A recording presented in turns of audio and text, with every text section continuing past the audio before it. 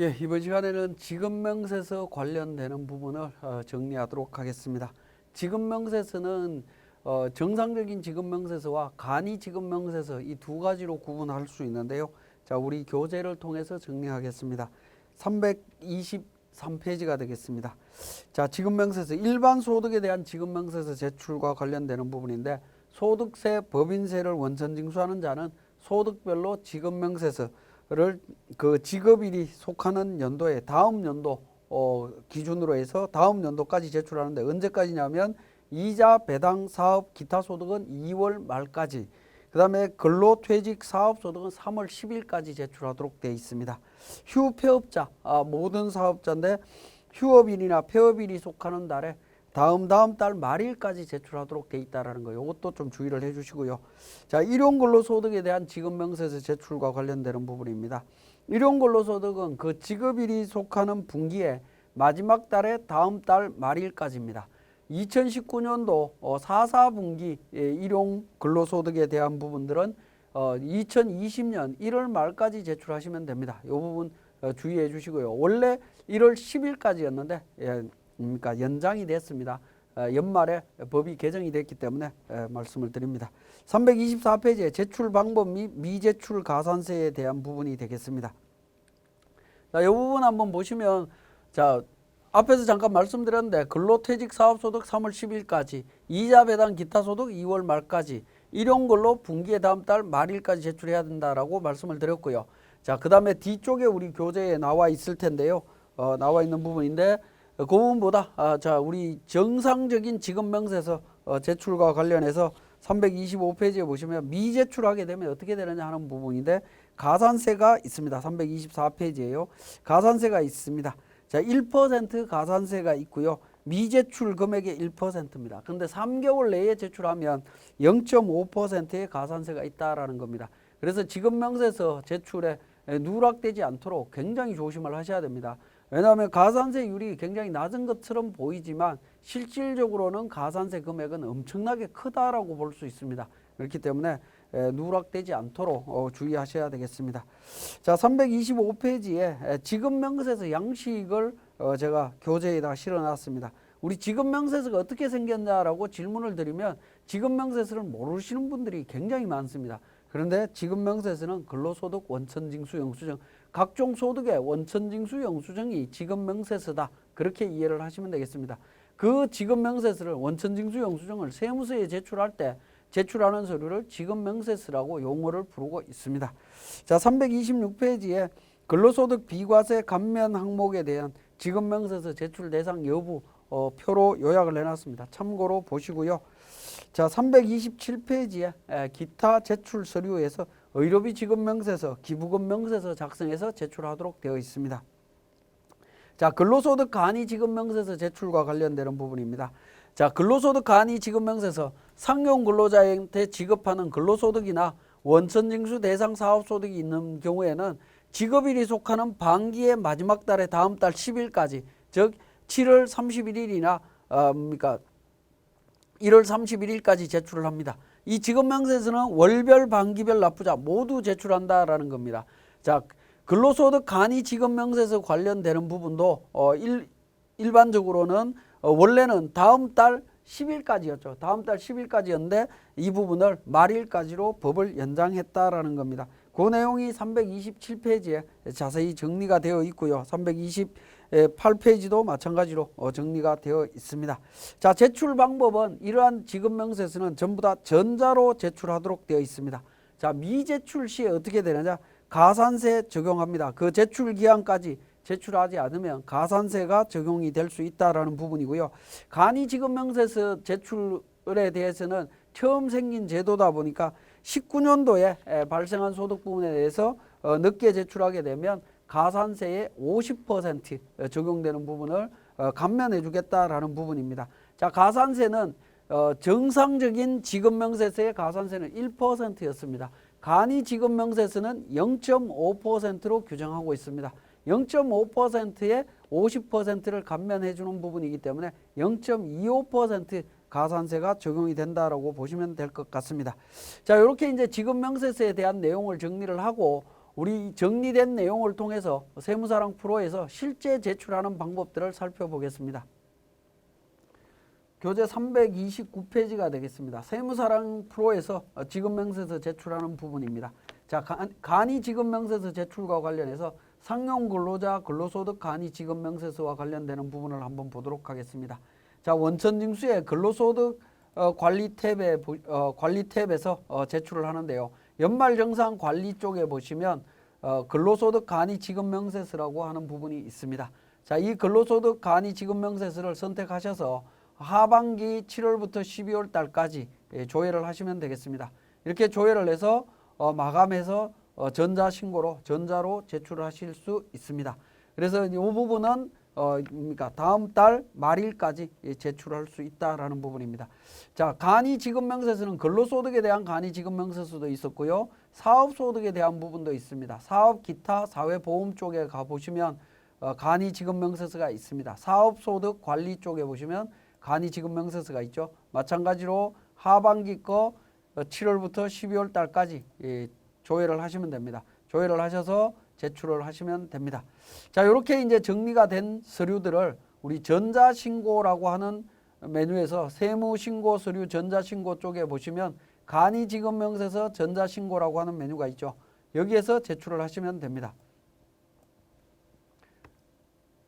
자, 관련해서 상반기에서 제출을 하시면 되겠죠. 자, 이렇게 해서 전자 마감하신 후에 제출하실 수 있다라는 겁니다. 자, 관련되는 부분 확인드렸고요. 근로소득에 대한 부분이 있었고 사업소득이 있는 분들은 사업소득에 대한 부분, 거주자의 사업소득에 대한 부분 확인을 하셔서 제출을 하시면 됩니다. 자, 이렇게 해서 관련되는 부분들을 제출을 하실 수가 있다. 전자로 제출하실 수 있습니다. 자, 근로소득 지급명세서에 대한 부분입니다. 330페이지에 근로소득 지급명세서는 근로소득 원천징수 영수증을 의미합니다. 그래서 근로소득 관리 쪽에서 연말정산 관리에 연말정산이 끝나고 나면 근로소득 원천징수 영수증을 총괄로 해서 전체 마감을 합니다. 마감을 한 내용을 제출을 하시면 됩니다. 이렇게 마감된 원천징수 영수증을 우리 전자신고 쪽에 가시면 지급명세서 전자제출이라고 되어 있는 부분이 있죠. 여기에서 제출하시면 됩니다. 자, 전자신고로 해서 근로소득 지급명세서, 근로소득 지급명세서의 전산매체 구분해 보시면 역삼각표 눌러 보시면 여러 가지가 나옵니다. 근로소득 지급명세서에 기부금, 의료비까지 같이 포함이 되어 있죠. 이 이야기는 뭐냐면 기부금 명세서와 의료비 명세서가 자동으로 같이 제출이 된다라고 이해를 하시면 되겠습니다. 자, 이렇게 해서 3월 10날까지 마감해서 제출을 하시면 됩니다. 전자로 마감해서 제출을 하시면 됩니다.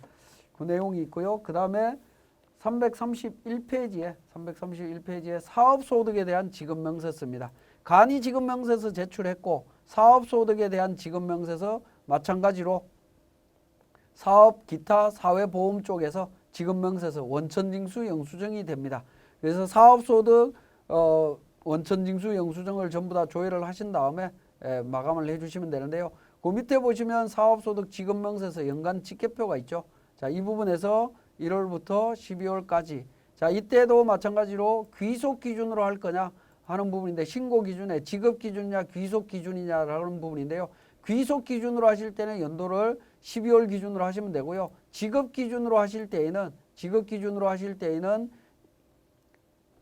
마감 취소를 일단 먼저 하도록 하겠습니다. 마감 취소를 하고 지급 기준으로 하실 때에는 신고부터 시작해서 제출하는 기간까지 2020년 2월 달에 제출하실 거기 때문에 2월 달까지 조회를 하셔야 됩니다. 왜냐하면 지급 연도가 2020년도에 19년도 거를 지급할 수도 있죠. 그러한 경우에 포함해서 제출을 하시면 됩니다. 마감하셔서 제출을 하면 된다라는 겁니다. 자, 그 다음에 마찬가지로 기타 소득에 대한 부분도 마찬가지입니다. 기타 소득 관리 쪽에서 기타 소득 지급 명세서 관련되는 부분이 있습니다. 자, 이때도 마찬가지 신고 기준에서 귀속과 지급 기준으로 하시면 되는데 실무상으로는 제가 봤을 때는 귀속 기준으로 하시는 게 훨씬 편리하다라는 생각이 좀 많이 들긴 합니다. 자, 이렇게 해서 마감해 주시면 되겠고요. 이자 배당 소득과 관련되는 부분도 마찬가지로 이해를 하시면 됩니다. 자, 이자 관련되는 부분, 이자 배당 소득에 대한 원천징수 영수증 부분이 있죠. 소득 원천징수 영수증 부분 귀속 기준으로 해서 12월까지 조회해서 마감을 해주시면 됩니다. 자, 이렇게 마감된 내용들을 지급명세서 제출을 통해서 제출을 해주시는데, 자, 우리 지급명세서 제출은 그러니까 사업, 기타, 사회보험 쪽에 전자신고 쪽에 보시면 지급명세서 제출과 관련되는 부분 내용이 있습니다. 전자신고와 관련되는 부분이 있고요. 근로소득 쪽에서도 지급명세서 제출과 관련되는 부분이 있죠. 전자신고 관련되는 부분 클릭하셔서 제출을 하시면 됩니다.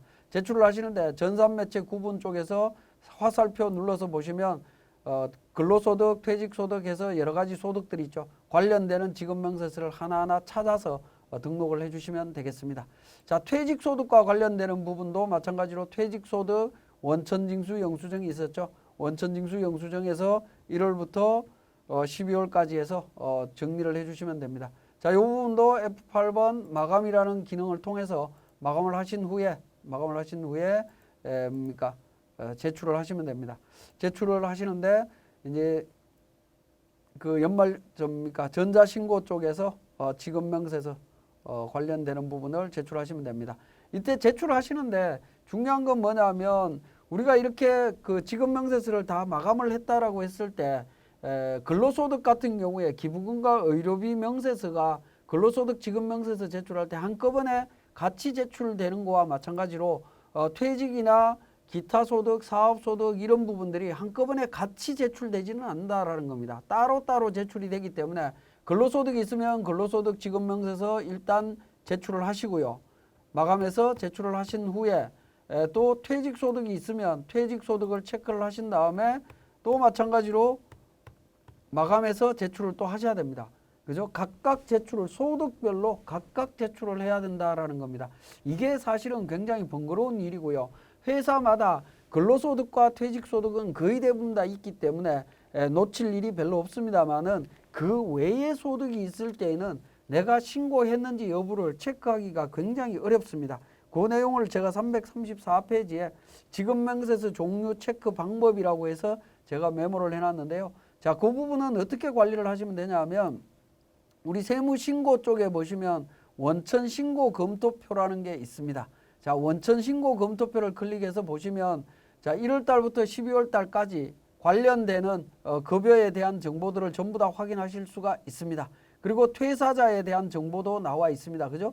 그렇기 때문에 퇴사자가 있다라고 하면 퇴직금에 대한 정보도 있을 거기 때문에 그것과 관련되는 정보를 제출을 해야 된다라는 거고요. 그 다음에 일용사업 기타와 관련되는 부분을 체크를 하게 되면 일용근로소득자에 대한 부분, 사업소득, 퇴직소득, 기타소득, 이자소득에 대한 정보도 확인하실 수 있습니다. 그래서 이 부분 원천신고 검토표를 전부 다 출력을 하신 다음에 관련되는 지급명세서를 제출하시면서 하나하나 체크를 하시면 누락되지 않고 제대로 제출하실 수 있다라고 보여집니다. 이처럼 우리 원천신고 검토표를 통하지 않고 그냥 여러분들의 기억 속에서 지급명세서를 제출한다라고 하면 가끔씩 지급명세서를 제출해야 되는데 누락하는 경우들이 발생할 수 있습니다. 가산세가 엄청나게 크게 적용이 될 수 있기 때문에 반드시 누락되지 않도록 잘 챙겨보실 필요가 있습니다. 자, 지금까지 2019년 귀소 연말정산 관련되는 부분을 이론과 세무사랑 프로를 활용해서 진행되는 과정들을 설명을 드렸습니다. 조금 부족한 부분은 제공되는 교재나 또는 다른 연말정산 교재를 참고하셔서 업무에 지장 없도록 잘 준비해 주시기 바라겠습니다. 다음 기회에 다시 더 좋은 교육으로 만나 뵙도록 하겠습니다. 수고하셨습니다. 감사합니다.